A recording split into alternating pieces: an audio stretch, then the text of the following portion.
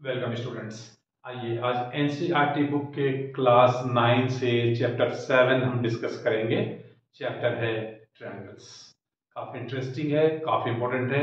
हमें अपने बेस को स्ट्रॉन्ग करना काफ़ी ज़रूरी होता है हायर स्टडीज़ के लिए। और यही स्टेज है, यही लेवल है स्टैंडर्ड 9 10 जब हम अपने बेस को स्ट्रॉन्ग कर सकते हैं। तो मैं उम्मीद करूँगा कि ये सब चीज़ों को आप बहुत ही ध्यानपूर्वक देखेंगे और लास्ट तक देखेंगे ताकि हम कंक्लूजन पॉइंट तक पहुंच सकें। तो चलिए हम स्टार्ट करते हैं चैप्टर ट्रायंगल्स। स्टार्ट करेंगे हम इंट्रोडक्शन से।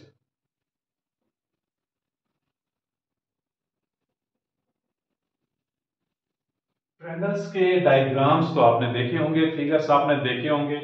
इस तरह के ट्रायंगल्स होते हैं। डिफरेंट शेप के हो सकते हैं। इक्विलेटरल हो सकते हैं, आइसोसेलेस हो सकते हैं, थ्री साइड्स नन इक्वल हो सकते हैं, डिफरेंट शेप के ट्रायंगल्स हो सकते हैं। बट हमने देखा है कि ट्रायंगल्स एक ज्योमेट्रिकल फिगर है जो थ्री साइड की हेल्प से बनता है। इसमें ये 1 2 3 साइड्स होते हैं, साथ में ये थ्री वर्टिसेस होते हैं। यहाँ अगर हम लिखें तो ये vertex A, vertex B and vertex C. यहाँ थ्री वर्टेक्स हम लोग को मिल रहे हैं, vertex A B and C. इसको प्लूरल में हम लोग वर्टिसेस लिखते हैं। Plural of vertex is vertices. तो three vertex A B C के साथ में हमें थ्री साइड्स मिलते हैं ट्रायंगल में। इस केस में sides A B, B C and C A. ये क्या है? ये साइड्स है। इसके साथ और क्या मिलेंगे आप कमेंट कर सकते हैं, कमेंट बॉक्स में लिखिए क्या मिलेगा इसके साथ साथ। और हमें एंगल्स मिलेंगे, angle A, angle B and angle C. ये थ्री एंगल्स हम लोग को मिल रहे हैं। एंगल ए को हम एंगल बी ए सी भी लिखते हैं, एंगल बी को एंगल ए बी सी, और एंगल सी को ए सी बी या बी सी ए लोग लिखते हैं। ये सब क्या है? ये सब है एंगल्स। तो इतने सारे पार्ट्स होते हैं किसी भी ट्रायंगल में। थ्री वर्टिसेस होते हैं, थ्री साइड्स होते हैं और थ्री एंगल्स होते हैं। ये बेसिक कंसेप्ट है ट्रायंगल्स के लिए। वैसे ट्रायंगल्स के इंट्रोडक्शन में अगर हम डिटेल में जाएं तो बहुत कुछ है, बट यहाँ हम कंफाइंड कर रहे हैं अपने सिलेबस के अकॉर्डिंग। तो हमें बस ट्रायंगल के इंट्रोडक्शन के बारे में सिर्फ इतना ही समझना है। इसके बाद हम एक काफी इंपॉर्टेंट टॉपिक डिस्कस करने जा रहे हैं, वो है congruence of triangles. Congruence of triangles, इसको हम कैसे डिफाइन करेंगे या कैसे समझेंगे? जब दो या दो से ज्यादा ट्रायंगल्स सेम शेप और सेम साइज के हों तो फिर ऐसे ट्रायंगल्स को हम लोग कॉन्ग्रुएंट ट्रायंगल्स कहते हैं। तो इसलिए हम लोग ये कह सकते हैं, टू ट्रायंगल्स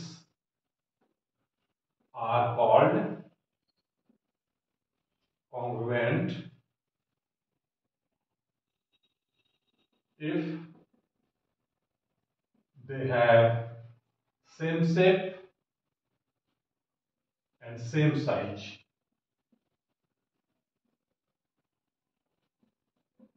तो ऐसे हालत में हम लोग ट्रायंगल्स को कॉन्ग्रुएंट ट्रायंगल्स कहते हैं। इसके क्राइटेरिया भी हैं, कब ट्रायंगल्स कॉन्ग्रुएंट कहे जाएंगे उसके लिए कुछ रूल्स हैं, कॉन्ग्रुएंसी रूल्स हैं, कॉन्ग्रुएंसी के क्राइटेरियाज हैं, वो भी हम डिस्कस करेंगे। यहाँ पहले हम और ज्यादा डायग्राम की हेल्प से क्लियर करते हैं कि ट्रायंगल्स कॉन्ग्रुएंट कब कहलाते हैं और कैसे ट्रायंगल्स कॉन्ग्रुएंट होते हैं।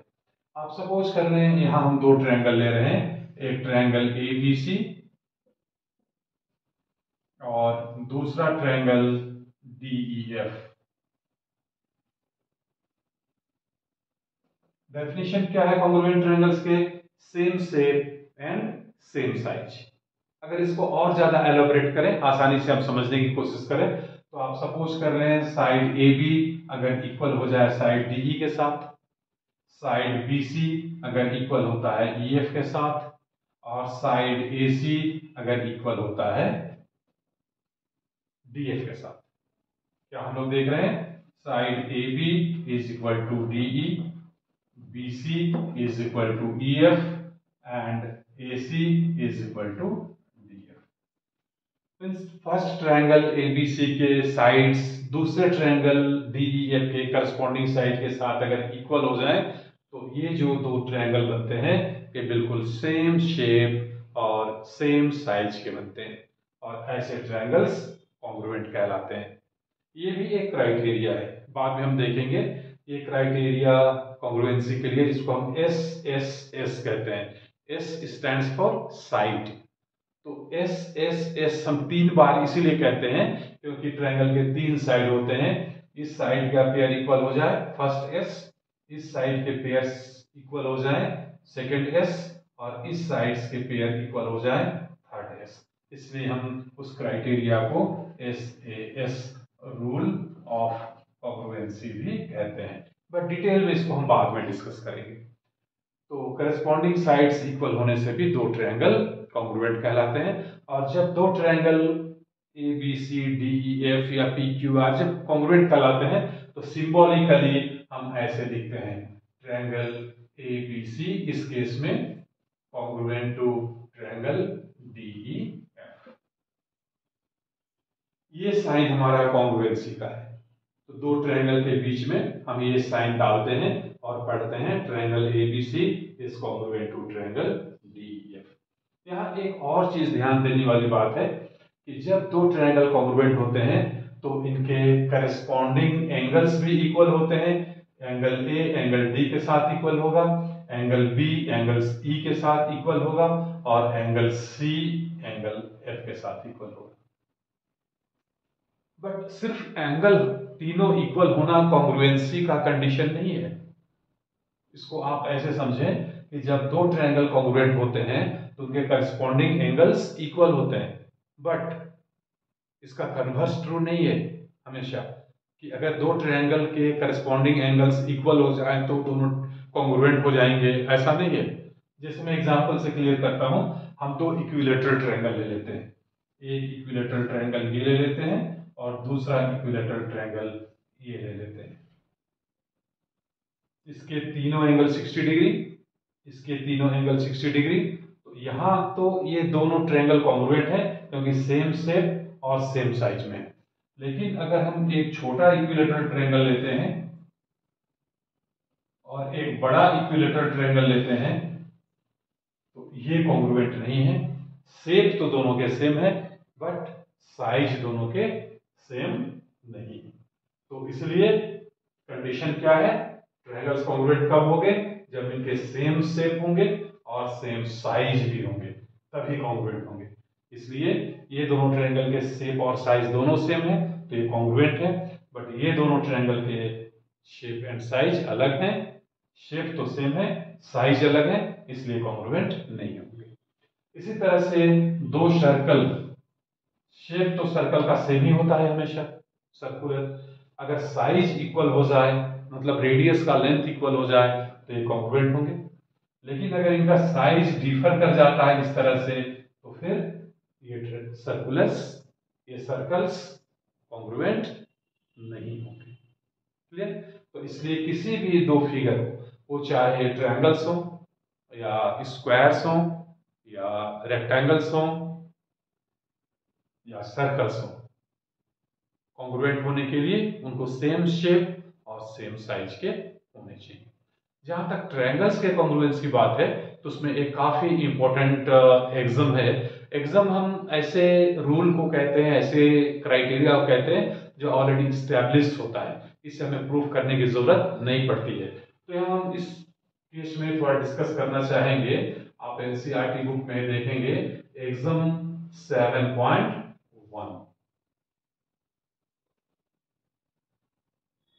ये दो ट्रायंगल कैसे कॉन्ग्रुएंट होते हैं इसका ये बेसिक कंडीशन है जो डिफाइन करता है।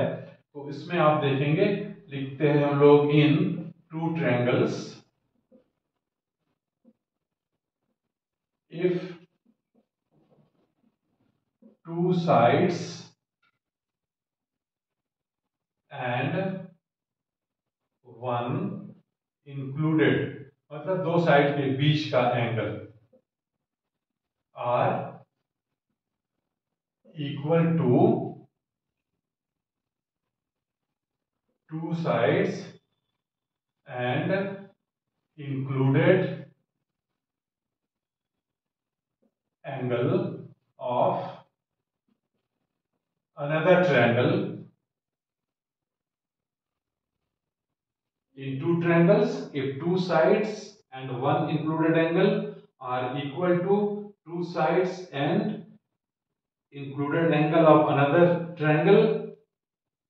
These two triangles are congruent triangles. Congruent triangles. Diagram के हेल्प से हम दो ट्रायंगल्स के इस कंडीशन को, इस क्राइटेरिया को, एग्जाम 7.1 को आसानी से समझ सकते हैं। सपोज कर लें ये हमारा कोई लाइन है ए बी और दूसरा कोई लाइन सेगमेंट है सी डी, एक दूसरे को ओ पर इंटरसेक्ट करते हैं। और अगर हम यहाँ देखते हैं O A is equal to O B, O C is equal to O D, definitely vertically opposite angles equal होंगे। ऐसे केस में जब अगर हम लोग बी और सी को ज्वाइन करते हैं और यहाँ ए एंड डी को ज्वाइन करते हैं तो दो ट्रायंगल्स जो A O D triangle A O D और दूसरा triangle B O C triangle B O C congruent होंगे। This is exam 7.1। Two sides and included angle of one triangle are equal to two sides and included angle of another triangle, then these two triangles are congruent triangles. So in this case, triangle AOD is congruent to triangle BOC. So exam is already established, already proved, no need of any proof, correct? तो हम लोग इसको एक standard criteria मान करके दूसरे theorems में भी इसको हम लोग यूज कर सकते हैं। और जब भी ट्रायंगल्स कॉन्ग्रुएंट होते हैं तो हम ये देखते हैं कि जब ट्रायंगल एओडी और बीओसी कॉन्ग्रुएंट कहेंगे तो ऐसी हालत में वर्टेक्स ए का ट्रायंगल एओडी में वर्टेक्स ए का करस्पॉन्डिंग वर्टेक्स दूसरे ट्रायंगल में होगा बी, वर्टेक्स डी का करस्पॉन्डिंग ट्रायंगल हो वर्टेक्स होगा सी एंड ओ भी करस्पॉन्डिंग होंगे, दोनों में ओ भी करस्पॉन्डिंग वर्टेक्स होंगे, करेक्ट। साथ ही ये तो हमारे क्राइटेरिया में ही है कि O A is equal to O B, तो यहां हम देख रहे हैं O A is equal to O B and O D is equal to O C है। लेकिन जब ट्रायंगल कॉन्ग्रुएंट हो रहा है तो ऐसी हालत में जो थर्ड साइड है वो भी आपस में इक्वल होंगे। तो हम यहां देखेंगे कि then AD is equal to BC भी होगा। आप इसको BC भी कह सकते हैं AD को, या AD is equal to BC होगा। साथ ही साथ और क्या इक्वल्स होंगे, एंगल्स इक्वल होंगे। जैसे फर्स्ट का angle OAD, angle OAD will be equal to angle OAD के साथ ये एंगल इक्वल होगा, एंगल OBC एंगल ADO के साथ या ODA के साथ इक्वल होगा angle OCB and angle AOD के साथ BOC, angle AOD is equal to angle BOC। ये सारे कंडीशंस कहलाते हैं CPCT। CPCT means corresponding part of congruent triangles are equal, जब दो ट्रायंगल कॉन्ग्रुएंट होते हैं। तो दोस्तों ये हमारा बेसिक इंट्रोडक्शन और एग्जाम 7.1 है in respect of congruent triangles. आने वाले वीडियोस में हम लोग और भी कुछ कंडीशंस देखेंगे कंप्यूटर के लिए, जो क्राइटेरिया रूल हैं। जैसे यहाँ हमने देखा साइड एंगल साइड, हम नेक्स्ट वीडियो में देखेंगे एंगल साइड एंगल। इस तरह से side side side, right hand side, इस तरह से डिफरेंट क्राइटेरिया हैं, डिफरेंट रूल्स हैं जो हम लोग आने वाले वीडियो में देखेंगे। तो आप इन वीडियो के साथ बने रहिए, चैनल के साथ बने रहिए और एंजॉय करिए। मैथमेटिक्स हमने काफ़ी सिंपल तरीके से एक्सप्लेन करने की कोशिश की है ताकि आप मैथमेटिक्स लर्न करें as a fun, not as a burden. तो अगर आप इन वीडियोस को लाइक कर रहे हैं, समझ रहे हैं, तो फिर आप अपना लाइक्स जरूर दें। और हाँ, आपने वीडियो जरूर सब्सक्राइब किया होगा, अगर नहीं तो आप प्लीज़ सब्सक्राइब करें। ये वीडियोज अपने दोस्तों के साथ भी शेयर करें, उन्हें भी इनका बेनिफिट लेने दें। और हाँ, कोई डाउट हो, कोई प्रॉब्लम्स हो तो डेफिनेटली आप कमेंट बॉक्स पर लिखिए, आपको रिप्लाई मिलेगा। Thank you very much, wish you all the best.